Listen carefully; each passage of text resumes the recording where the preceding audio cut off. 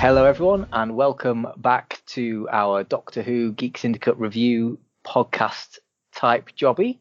Today, we are looking at episode 3 of season 12, or series 12, or series, I can't even work it out, from 26 now, of Doctor Who, which is called Orphan 55. The blurb for this episode, which was written by Ed Hime, who also wrote the episode which was set in Norway last year, which is called It Takes You Away. The blurb for this one is: the Doctor and her friends discover that the luxury resort where they are holidaying is hiding a number of deadly secrets. What are the ferocious monsters attacking Tranquility Spa? And here to talk with me about said episode is Mr. Barry Nugent. Hello, Barry. Hi, Ant. Hi, all. Welcome back. I mean, it's not really a surprise that you're here, really, is it? Because it's usually Dee and me. Yeah. Which technically, given the fact you're fronting this, so you'd be the more Time Lordy person on this, that makes me the assistant, I guess. Which will annoy Dave because I'm a modern day assistant as opposed to an assistant somewhere from time, in another time. Yeah. We kind of talked briefly about that last episode, didn't we, as well? Yeah. But yeah, I mean, never mind. I'm not going to get into the whole Snowman Clara should have been the assistant thing. I'm not going to get into it. I know, but she should. No, but she should have been. But that's a story for another time. And another place. Yeah. So Orphan 55. Yes. I'm going to let you start off on this. No, because what you just said just before we started recording, I feel like I need to hear your thoughts first. Well, you see, that's why I wanted your thoughts, because there might be something there that I haven't thought of. No, you see, okay. Well, this is going to be an interesting one. So, I watched this first thing this morning. I really enjoyed it. Yeah, I really enjoyed it. I'm really worried now. Yeah, worry, is it? No, actually, no, I did. I really enjoyed it because I suppose I was really worried because when it started, the whole premise of them going off for a jolly at a spa, I was just like, what the hell? Given how the last episode ended, this seemed to me like a really weird episode to follow. Yeah. And in some ways, it still was a weird episode following on from what had happened. I mean, you got the sense that a little bit of time had passed, though. Well, you say that, but one of them said at the beginning, like, you know, they were commenting on the fact that she was still in the mood, i.e. because Gallifrey had been destroyed and she hasn't told them that. So even though, yes, some time had passed, I don't necessarily know if it was a lot of time. Oh, no. But I mean, like, there was a bit of time. So there was time for them to have been trying to get to that point of trying to get her out of a funk, I suppose. Yeah, I suppose, yeah. And mop up Space Quid and all that kind of stuff. But yeah, I think what I enjoyed was the fact that actually when shit went wrong, it went wrong pretty quickly. Thought we were going to get a lot more sort of, I don't know, like the Doctor and the Companions at the spa comedy stuff. Although we got some of it, which again, I thought some of it worked. I thought the bit where like Ryan was having he got the virus thing in his hand. And she was telling him all the things to do, and then she was like, yeah, just, you know, the bats aren't real, don't worry about the bats. He just starts losing his shit. I quite like that. But yeah, I just found it a entertaining episode. I thought the aliens were pretty scary, actually. Yeah, I must admit, for the most part, I did. I'll come on to it myself once you've finished. But yeah, I thought there was some good design in the main sort of creatures. Yeah. I didn't see, obviously, we should point out from the outset, if we've not already done, that this is going to be chocker full of spoilers. But I didn't see the big twist. It's like, you know, another episode with a big twist. I didn't see the big twist that they were actually on Earth. No, I mean, again, I have thoughts on that, so I'll get to that in a bit. Yeah, that's fair enough. But no, I didn't, regardless of what, you know, is going to come out of what you say in terms of. No, I completely agree with you. But I think the setup of it was good because I just assumed they'd gone to an alien planet. They were on an alien planet, and in fact, they hit you with two twists. So the first twist being actually you're not on a spar, you're stuck on a planet, and this is all a bit of you're basically on a massive holodeck, and outside the planet's effed up. So I thought that was like the twist. Do you know what I mean? And now they've got to go outside of the dome to sort of find the old guy and whatever. So that kind of lulled me into that. When they hit you with the second twist, I was quite blown away because I was like, I didn't see it at all. I was like, oh shit, they're on Earth. And then immediately, the minute that happened, I thought, okay, there's going to be some, and I just knew. I thought this is going to be some sort of environmental message, isn't it? That we've left the planet up and this is the response to it, which I didn't mind. I kind of felt because what I liked, it was Creature of the Week, and I do like those. But I felt the big speech she gave at the end didn't necessarily land as well. It almost felt a little bit too much. Yeah, I think to do with that, I think there's an element of Ed Hime. He's mainly a playwright and a radio play author. And I think that's the kind of, especially, I don't know if it's something about the way it was delivered as well. It felt like the kind of thing you would get in a play. Yeah. And it felt a little bit out of place for that reason. Especially for me, the thing that really, there was two things with that speech that annoyed me. One I'll get to in a bit, but the other one was when it ended and it's like, you can either be like the pinnacle of humanity or you can be and then it just cut away to the creature called a dreg. And I thought that's just, so it's basically you could be the pinnacle or you could be the dregs. It was like, well, that was a bit OTT for me. Oh yeah, that final cutaway. it just annoyed me. But I think this speech with some edit would have worked if it wasn't as long, and B, it was a little bit more ambiguous. But do you know what I mean? You're like, you've still got a chance to change and blah blah blah. Or this will be your fate, and it just kind of ends. Or I don't know. I feel like it just didn't need. I feel like the revelation that that's what had happened to Earth, and then when she's sort of talking to them during the episode and kind of saying this is what's happened, blah blah blah blah, we've effed the Earth, after she'd done the mind reading and stuff. I feel that was enough to give us the kind of choice of we need to sort our shit out. Yeah. Because that's showing, not telling. That's what it is. Yeah, that show, not telling, was, I feel when we got to the end, it was all tell, and we didn't need it. Yeah, I think for me there was quite a lot of tell. There was quite a few moments in it where I thought, why are you having dialogue for this when I can see that that's what's happening? Yeah. Like when the guy was like shooting and stuff, and it's like saying, oh, it's not having any effect. It's like I can see that because people, or oh no, it's killed another one. It's like I've just seen someone die, and I understand that. In terms of the story, you're on the headset, but there seemed to be a lot of it through the episode where there was a lot of sort of like radio play dialogue, where where you haven't got where you have to do that on radio dramas because obviously you can't see. Yeah, and no, I'd agree with that. For me, I think there was a bit of that in it. I mean, I liked the concept of the episode. I liked the fact that it looked like from the outset it looked like it was just going to be like a base under siege episode, and they did something a bit different with that. I like a good message episode. Again, I thought with this, the only issue I had with this was I thought it was hammered home too hard.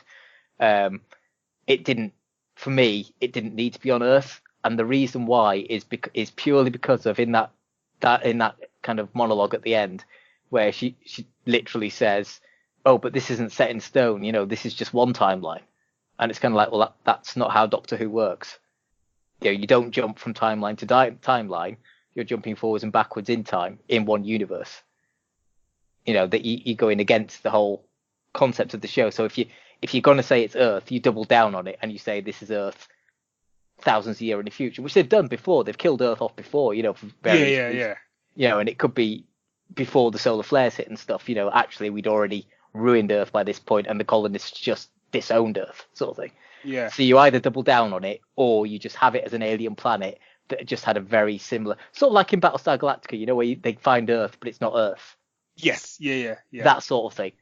And for me, that would have had a bigger impact without annoying the I don't know, purist in me was the wrong word. Maybe the gatekeeping fanboy in me kept out a little bit.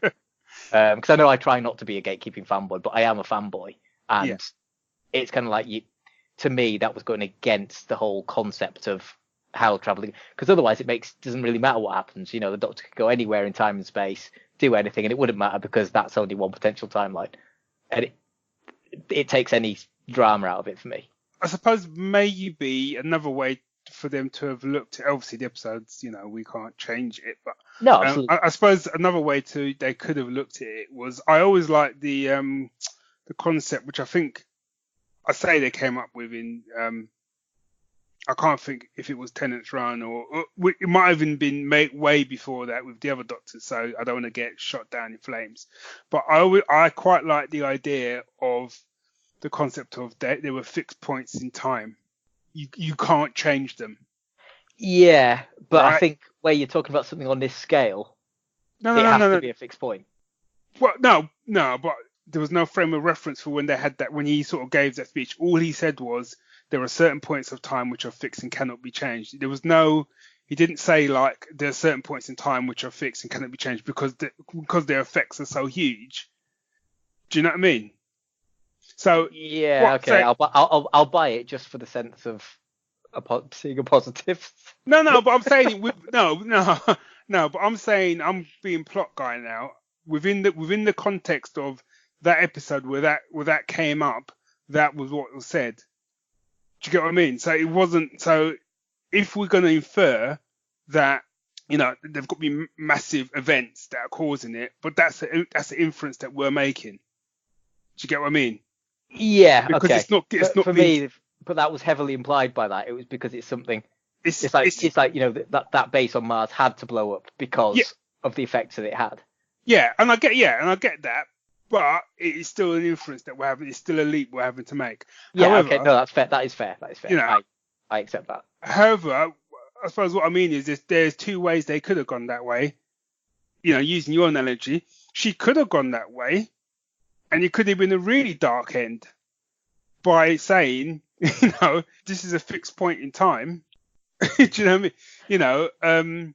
But that might have worked better, like you say, if that was on another planet. But I suppose what I'm trying to say is for them to have tried to have kept in a little bit with their own sort of internal logic. If she'd said there are certain points in blah, effectively given the same speech and had said like, at that point, that isn't a fixed point in time. It can still be changed, blah, blah, blah, blah. Yeah, I mean, I guess the thing as well is we don't know what year that was set in. We don't know what events. We don't know whether it was like as a result of like 21st century humans or 54th century humans or 542nd century humans that had caused it. Yeah. So but for me that, I don't think you need. I don't know. Maybe I'm just being a picky little so and so maybe, and I'm getting annoyed for no reason potentially. Because I'll be honest, a lot of the episode wound me up, so maybe by the time it got to the end, I was just seeing flaws for the sake of it. So let's go through what wound you up. Actually, so a couple of things. I mean, it reminded me a little bit, not in terms of because I thought that particular episode was brilliant, but it reminded me in some ways of, is it Midnight? Yeah. However, Midnight was just a phenomenal episode. But how many people, how many people were at this spa place? So was it a case of like literally every single person got slaughtered apart from them? Yeah. Which is thing number one. Thing number two was kind of like, well, the old guy's gone and got himself lost. So right, we're all gonna go after him. At that point, we didn't know that the girl had basically caused it all. No. We knew there was sabotage. That was it. Yeah. I mean, to be honest, I figured it was her straight away because she was the only other person, let's be honest, unless they were going to throw a twist in and it was the old couple. But I would be like, I ain't being funny, but I don't even know those people. Mm. What? Why am I going out there? Do you know what I mean? Yeah, I think, and that was that's one of my issues was a lot of the decision making for the sake of plot. And I would agree. I would agree with that because because the bit when they decide to go out, they go after the old man. That's fine. I get that. Leave no one behind.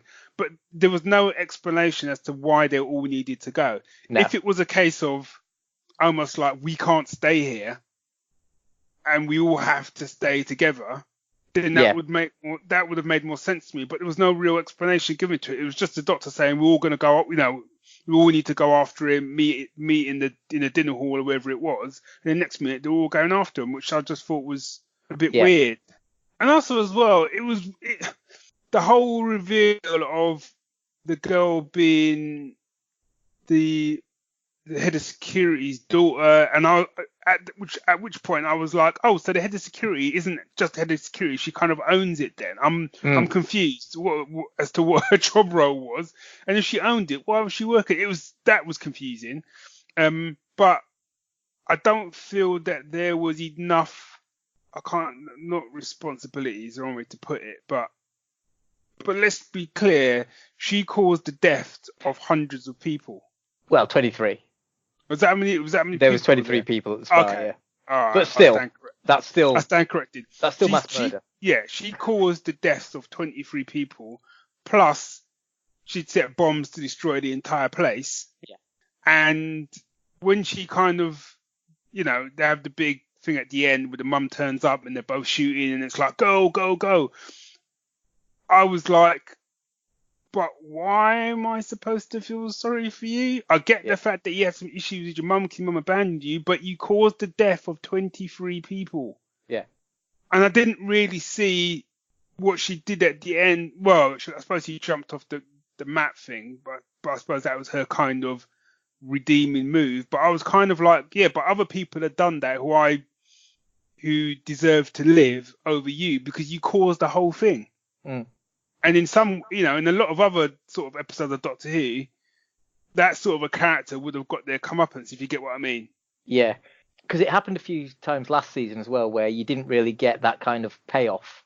It's like with Lenny Henry last week as well. It's kind of like, what happened to him? Yeah. There just seems to be that there is no cleanup or no sense of closure to a lot of these events that are happening.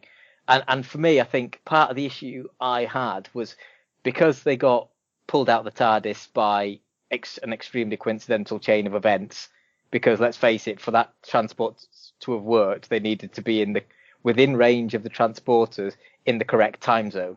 Yeah. For it to water. And Graham didn't know that it was automatically going to do that. So it was pure chance that they got pulled out of TARDIS. And I hate those kind of devices that they go, oh, yeah, no, this transport can pull you out of your time-space machine, which is the most complex piece of machinery in the universe.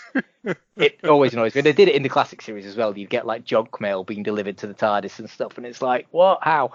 But so it's one of those things that annoys me. But it's always annoyed me from way back when.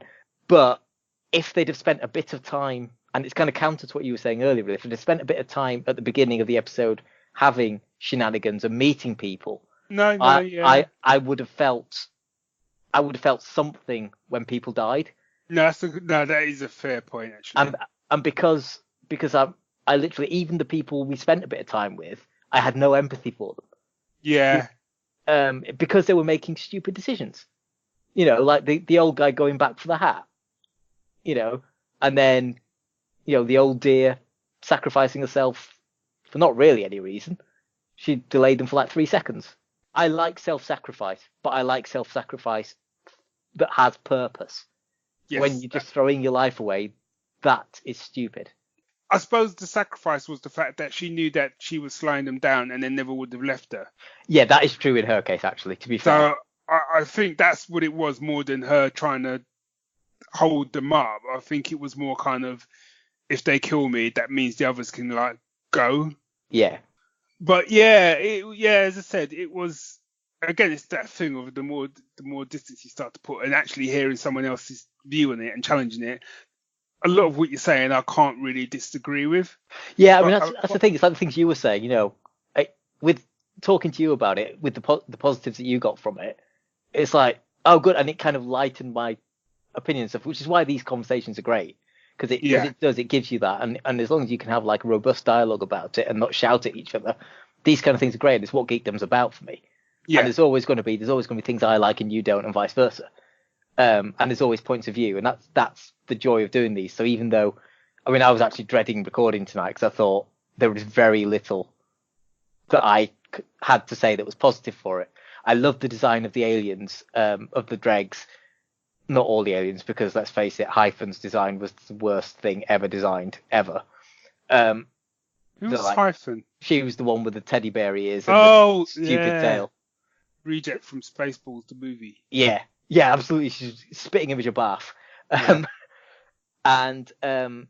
like the actual the dregs design I thought was great, but it reminded me of Alien from the Alien films in that it was great when it was in shadow and just close up of the face, but when you saw the whole thing, I was kind of like, I'm not intimidated anymore because you clearly can't move. Yeah, I didn't. No, I know what you mean. I was still intimidated because it still looked scary, but they looked, but it was more the when you couldn't quite see them. Yeah, they worked better at the beginning of the episode. Yeah. No, I'd agree. Yeah, I would agree with that. And the other thing that kind of annoyed me about the dregs was I might have missed something, but I don't think I did. But the whole point was they were the only things left on this planet. Mm-hmm. How can you be an apex predator when there's nothing to prey on? And what were they eating? Each other. I got nothing. You know what I mean? Though? It's kind of like those. Yeah, no, yeah. I do know what you mean. Which just the logic of it just wasn't there for me. Yeah, I also think as well. As I said, I had fun with the episode. I enjoyed the episode. It was a fun romp, and I rather that than kind of another sort of, I don't know, tour through history or something. It was quite nice to just, for them to get out there. And even though, as I said, the twist was it was actually they hadn't really gone anywhere. They were still on Earth, but that was okay. I kind of feel they could have achieved all of that, and actually not left the spa. Yeah. And I also think that you could have achieved all of that with one Drex. Yeah, you did. Yeah, I mean at the beginning because it seemed to me like there was only one. Yeah. And I found that again, it's like Alien. Alien is a scarier film than Aliens. I know, like they're different films, to be fair. I mean, Alien is a horror film and Aliens is a war film, effectively. But it was kind of that thing of one of something that is hunting you down is often scarier than hundreds. And I don't know why that is, but it's almost like that one kind of considered killer that is stalking you. To me, feels scarier than a pack of wolves almost. But I think also as well, because there was a bit where Doctor sort of says that they realise that the Drex are kind of they're adapting to the weapons fire, and so she says like they can adapt as well to apex predators, and straight away I thought even though it was good because you suddenly upped the threat level, but I feel A, you didn't really capitalise on it, and B, how much more would that have been if you dedicated the whole episode to one of them, and everything you did, it was constantly adapting to it. Yeah. Sort of like it's like a Borg thing, isn't it? Yeah. When the Borg were first introduced. But I think the thing is kind of like when slightly off topic, but when the Borg were first not necessarily when they're first introduced, there was such a unstoppable enemy because they just because no matter what you threw at them, they just it would work for a little while, but then after that you were screwed. And they really had to work hard to outthink them. Yeah. And although there was a lot of that going on, to be fair, and I quite liked the bit where the Doctor obviously figures out what's going, that they're breathing. Trying to remember now, they're breathing out. They're breathing out the oxygen and breathing in carbon dioxide. Yeah. And the whole thing that she trapped him inside with them, and it created, as she said, the perfect ecosystem. And if he killed them, he would be killing himself. And we just had to we just had to assume that for whatever reason he understood English perfectly. But anyway, TARDIS translated. That's fine. I don't mind. Yeah. Okay. Good point. Oh, TARDIS wasn't there actually. No, it wasn't. Ooh, plot hole. Boom. Drops sonic screwdriver. And you can't even say, oh, they just remember English because they were in Russia. Ooh, double boom. but we just assume Yeah, absolutely. he's adapted so he can understand English. There we go. Yeah, that's fine. But That's fine. I quite like I quite liked that, and I quite liked that there was far less waving of the Sonic for stuff. Mm-hmm. And again, this is like her third episode now, and I feel that she's kind of settling in more to being her kind of Doctor. Yeah, I was having. Who was it who said to me today that they felt? Oh, it was Andrew at work. He's the sort of the George Lucas purist Star Wars fan. Okay. And he was saying like, that I think he's pretty much stopped watching this series, but last series he was watching it and he felt like she was just trying to be David Tennant. Yeah. And I think there is a bit of that. There's a bit of those mannerisms in her, but I still feel she's her own Doctor, and that she's just a similar type of character to the 10th Doctor. There's nothing wrong with that. There's been lots of Doctors who are similar. Yeah. So I don't really have an issue with that, but I've never thought, oh, Jodie's just copying David Tennant. No, that's not. I suppose that's not what I mean. It's kind of like, even though I saw that in the first series to some extent, but I say that in the vein that I think that kind of since it came back with Christopher Eccleston, the way Christopher Eccleston was, I feel that kind of almost underlying wackiness kind of has gone on. Yes. Almost like a vein that has run through every incarnation of the Doctor since him. Yes, absolutely, that's true. But I think what happens is, or what seems to happen to me, is they come in and they try that, and then they kind of almost mold that wackiness so it fits within their own personality that they're trying to develop. Does that make sense? Yeah. And I would probably say I think both Tennant and Matt Smith pretty much in their first episodes kind of did that, and you could almost see that kind of molding taking place. Yeah. Because I think my thing is I like to see a Doctor that can switch between that, almost showing that however old he is now, however old she is now. It's flicking that switch, isn't it? Yeah, it's been able to flip that switch so you can actually, because effectively any situation a Doctor has dropped in, the format is always the same in that she has to end up taking charge. Yes. And she has to end up proving that she deserves to take charge. And that's been like that since day dot. Do you know what I mean? Yeah. And to be able to do that, I think you can do the wackiness, but you've got to be able to have a switch as well to a kind of assertive, do you know what I mean? I'm the Doctor, blah, blah, blah, blah. And I didn't see that as much in the same way in the last season as I have in these 3 episodes. Yeah, no, you got like moments of it that weren't necessarily followed through on.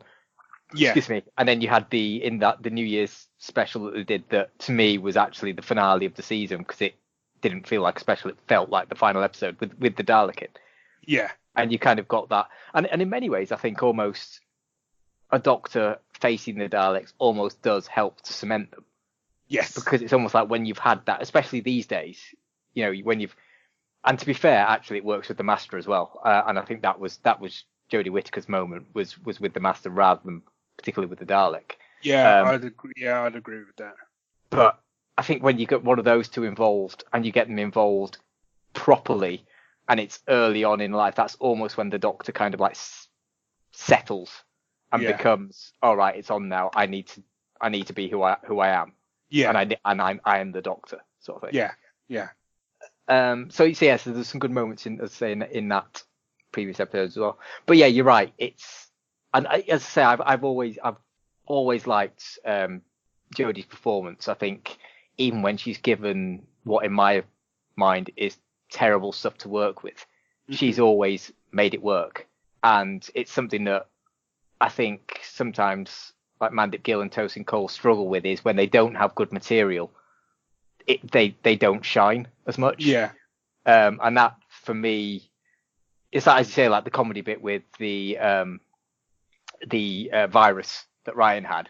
Yeah. He did a really good job with selling that, frankly, and actually, and the kind of the speed at which he and Jodie was going through. She's like, "This is your next symptom," and then he went into it, sort of thing. Yeah. Was really good. But then there was other times like when he was doing the flirting scenes, and it was just so badly written that you just felt sorry for him. You know? Well, the other thing is as well is like, so one of the things with Jodie I want to say is kind of like, it's not even, and sometimes it's not even stuff that she says. So for me, there was a bit where she's towards the end where she's saying, right, we're going to be doing this, and she's giving people jobs left, right, and centre. And then she turns to the girl who's caused it all, and it's kind of like, right, you're with me, we're going to be doing blah blah. And the girl's kind of like, why should I be helping you? You know, what have I got to do?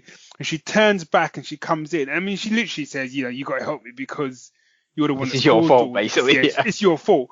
But before that, it's the way that she turns, the way she comes back, and the look that she gives. Yeah. Is a kind of pure, do not test me. Yeah. You know, and then the line that she delivers afterwards, it's still a good line, but it's not like a big Doctor Who line, but but for me, I was kind of like, well, that was okay because you've done your showing, which was the look on her face. It was almost like she could have just done that look and the girl could have just gone, okay. Do you know what I mean? Yeah. Okay, yeah, fair enough, you know. So, yeah, there were lots of reasons that I did enjoy it. However, like you say, I do agree that I think there was a lot of tell rather than show. Yeah, I think I'm trying to work out, 'cause, like, hearing you talk about it and stuff, it kind of feels like I maybe should have enjoyed it more than I did. But from the outset, I was kind of like, I don't know. Well, not from the outset, but from when they got to the spa, it just, for me, it didn't strike home at almost any point.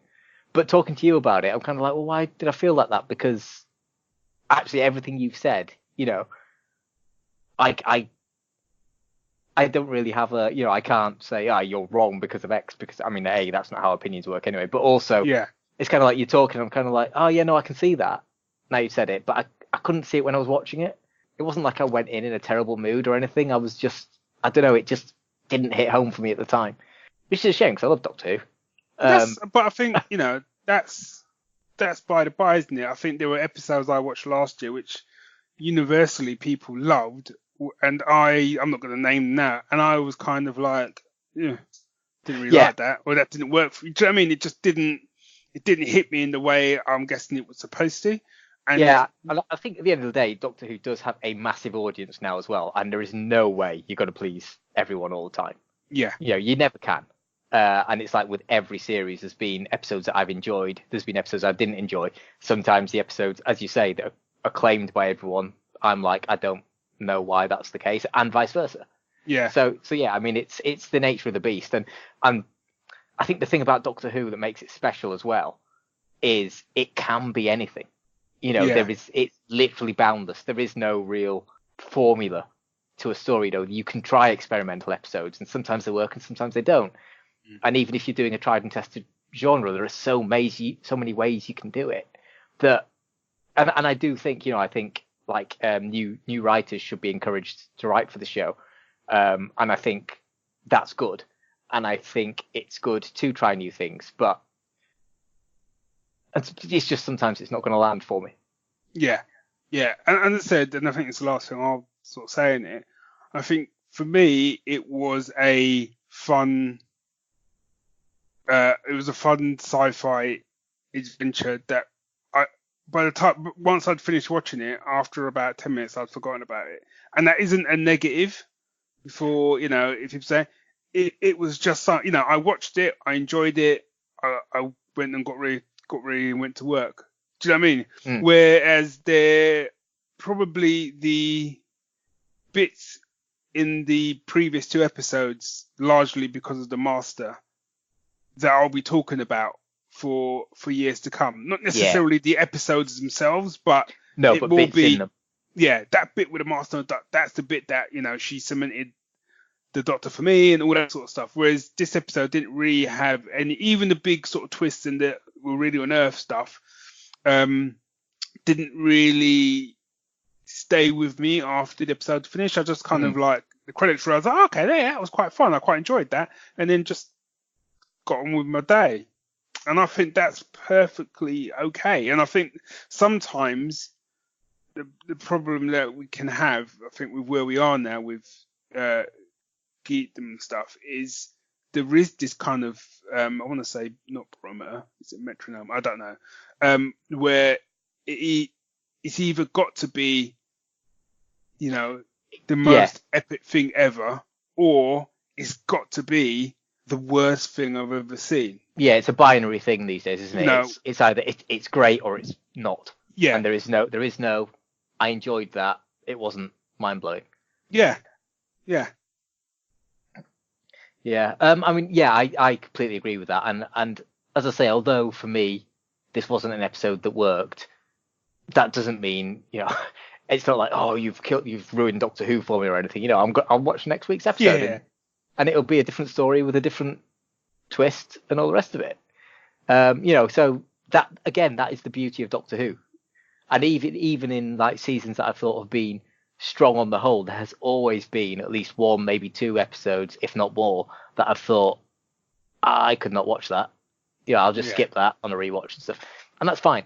That, as I say, it's the nature of the story. It has always been that way since 1963. Yeah. And that's how it should be, because you have to do different things with it. Otherwise, it becomes stale. Yeah. Agreed. So I think that's a good place to wind up. Next week we will be maybe laugh actually. So the preview of next week's episode came on, and it's titled Nikola Tesla's Night of Terror. And Amy just went, oh, so Tesla gets his own episode, which just made me chuckle a bit. But yeah, so again, that's going to be a completely different kind of story. So yeah, on that note, thanks for joining me to talk. I say it's been good because, getting the different spins is always great. Yeah, likewise. Everyone listening, do let us know what you thought. You can comment on the post on the website for this episode. You can find us on Twitter at Geek Syndicate or at WedgeDoc for myself. You can on Facebook invite, if you're not already a member, to join the closed Geek Syndicate Facebook group. Page. You can find us on Instagram, Pinterest, all over the shop. Just do a search for Geek Syndicate and let us know what you thought. Yep, and you can drop us an email at thegeeks@geeksyndicate.co.uk. Thank you very much. I knew I'd forgotten something. That's all right. So yeah, until next week when we'll be having a look at Nikola Tesla's Night of Terror, I bid you adieu. Bye all.